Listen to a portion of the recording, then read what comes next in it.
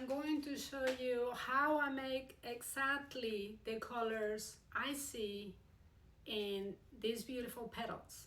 So stay with me and find out.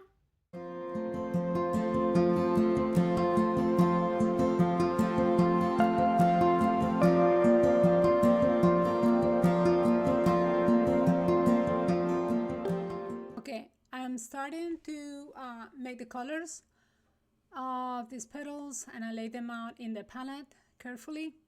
Now I'm adding Windsor lemon and I'm adding gray to it to quiet down. I've made 8 shades of gray. I'm adding a little bit of permanent orange by Michael Hardin. A little bit of medium, even though I really didn't need it. And I'm using these strips of paper with holes on it to check on the values. And you can see a little bit of prints on the side because I recycle all of my old photos. And I don't throw things away if I don't need to. I'm adding a bit of viridian to it, a little bit more gray, and I'm checking again just to make sure that I get the right colors. I need to constantly add the grays to quiet it down so they're not too overpowering. Checking constantly. Now, I'm adding a bit of Michael Hardin, permanent orange. These are the overall colors of the roses or the petals, but then when I paint them, I use the photographs. So in the photographs, of course, there are different tones, there are lights, there are shadows, middle values, and also the background influences them. So there will be a lot more tones and more complex. But this will help me when I use the photographs to remind me of the real color of the roses, because the roses will be dead by then. But I really get to know them while I'm photographing them, while I'm making the mixtures with the petals right in front of me. And that reminds me to try to stay true to what I saw originally. I am adding a lot of white in here, and I'm adding a little bit of red. That's pearl red. There, I'm getting the pink side of that petal right now. A little bit of the quinacridone rose, and that's pretty much that section of it. You can see it. I put it right next to it. I try to be as close as I can. Of course, it's impossible. It's impossible to be identical, but I try to be as close as I can to what I see. I speed up the video a little bit so you don't get too bored watching it, because this could take time. But it's important that you take time for this stage, because if you don't get the colors and the values right, the painting and the roses will not look right. You want them to have all the subtleties that you see. Like that delicious pink is so pale.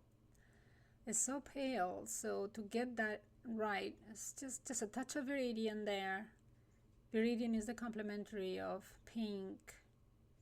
So it will just lean it, give it the coolness that was necessary to achieve it. And now I got it. Pretty sure. There it is. You can see it. Alright, I'm making the darker petals of the Juliet rose. Start with the gray, permanent orange, adding a little bit of Naples yellow light. Naples yellow light is my yellow to go. I love it. Windsor lemon. And I like Windsor lemon more than cadmium lemon because Windsor lemon is more delicate since it's transparent. It doesn't overpower the mixtures.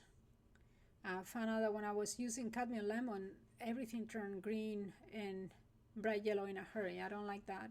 The older I am, the more I see the subtleties and the nuances of color, and the more grays I'm able to see. I don't see bright colors like I used to see before.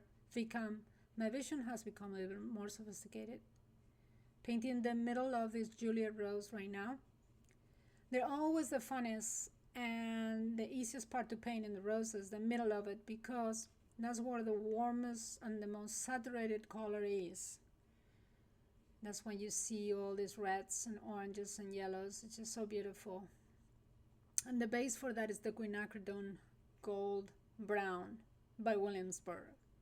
My favorite color of all times, and of course it just became discontinued. So that's my luck. And I haven't been able to make it. Alright, I'm making the greens now, and I start with the gray, the dark gray, and I'm adding my mixture of Windsor lemon and ivory black, which is the main green I have. I only add a little bit of iridium on it, and I'm putting it next to the leaf to check to see how it looks.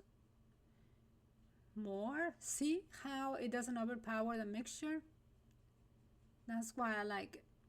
So that's pretty much overall what we have for the green right there.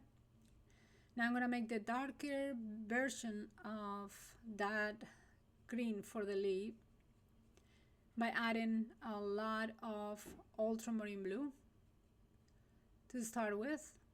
And I will be turning down this with a little bit more of the quinacridone gold brown.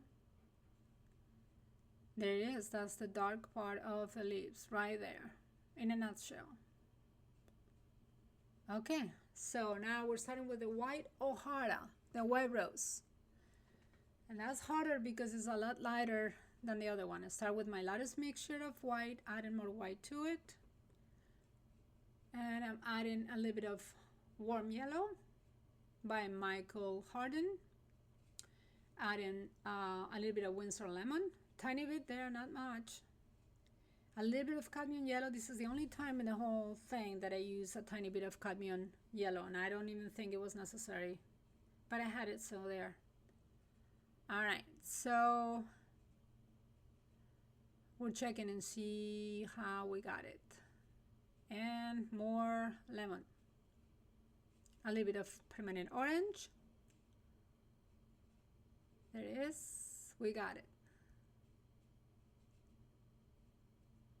We're working on the middle of the flower now. More quinacridone. A little bit of permanent orange. First, notice that I use the quinacridone, not the orange, because I want to start. It's easier to brighten up a color than to dull it. So if I start with a little dull, it's better if I just add a little bit of the brighter color. Now I'm making the pinker part of the petals by adding a little bit of quinacridone rose right there. There it is. Quinacridone rose. Put an S to it to check. You can see it. And we're done.